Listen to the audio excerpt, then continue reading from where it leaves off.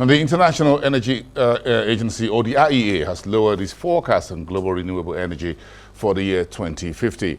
Speaking on a new report released on Wednesday, the executive director of the IEA, Fatih Birol, provided further insights into the end-of-decade outlook on the contributions of renewables to the global energy pool. We look at all these renewable energy technologies, what are the future prospects and what are the challenges. And our report looks today, but next 5 years, what the projections are. And one important message coming from our report before going to our projections and expectations, that while renewable energy sector grows strongly in many parts of the world, it is also facing some headwinds. Headwinds in terms of the integration of especially solar and wind to the grids. This is one. Second, again for solar and wind, the supply chain issues, concentration of supply chain in very few players there. Third, we see that the financing is a major headwind. In terms of technologies, today we see a serious challenge for the offshore wind. But in general, for emerging and developing countries, financing challenge is an important issue that we work a lot with the countries. And the fourth one is, of course, policy changes in different parts of the world has impact on the trends of the countries and also globally. Now, these are some of the headwinds, and I am sure my colleague Hemi Bahar will talk more about this. But maybe first start with what we expect 2025 this year. This year, dear colleagues, we expect a strong growth again in 2025. Our expectation is 750 gigawatts. Yes, we expect 750 gigawatts of renewables will be installed. This is, of course, an important number. And it is somehow, if I am not wrong, somehow 10%, 15% higher than last year. So 750 gigawatts is, again, impressive number. But if I compare with the renewable capacity, which is already finished or about to finish, it's about 1,700 gigawatts, are waiting to be connected to the grid. They are in the queue. It shows the grid congestion problem in a very clear way. So 750 gigawatts are being connected to the grid this year, and 1,700 gigawatts are in the queue.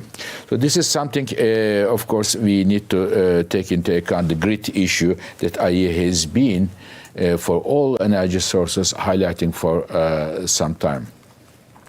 In terms of generation, again, if you look at this year, we expect that the renewables, solar, wind, hydropower, bioenergy, geothermal, all together account more than 1/3 of the total global electricity generation, close to 35%, a significant amount.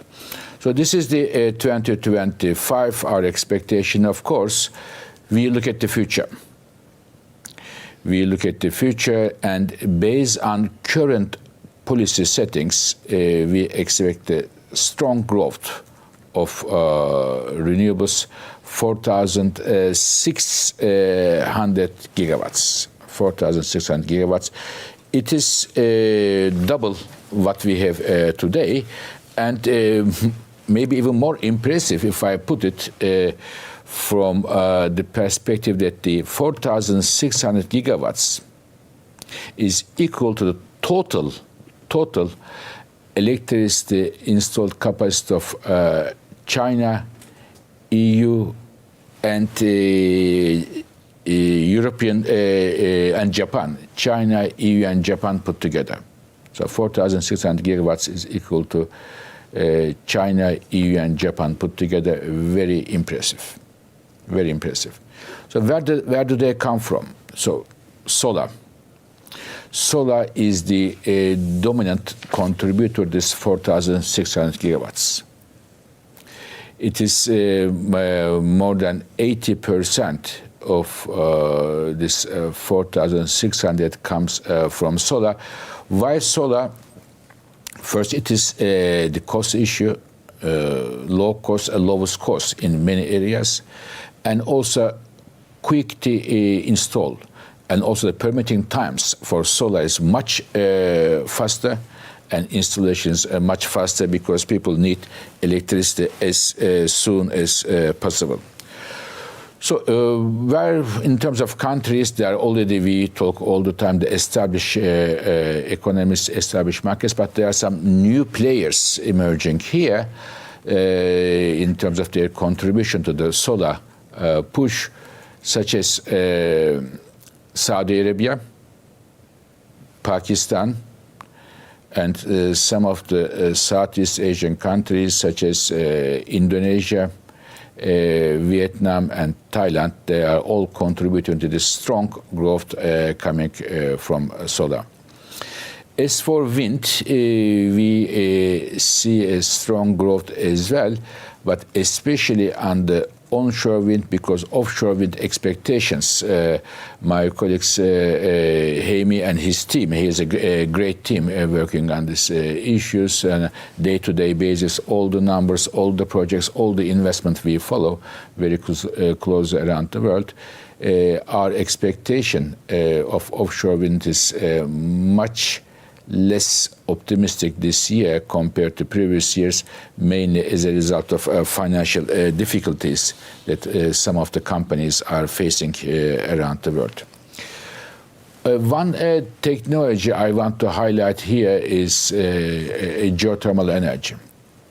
Some of you may remember that my colleagues, again a big team, we put together at the IEA with my colleague Hemi Bahar, Brent Venner, and the others, look at the geothermal energy, the future of geothermal energy. And as we have expected in this report, it was, Jetro, if I'm not wrong, about 1 year ago, we published that report here. And that report, we said that we expect a growing contribution from geothermal energy, both from the markets which use the established traditional technologies, but also using the next generation advanced technologies.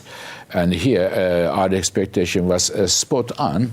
We see that the geothermal energy getting a boost in the markets such as Indonesia, Turkey, Japan, but we also see a strong growth and dynamism in the United States.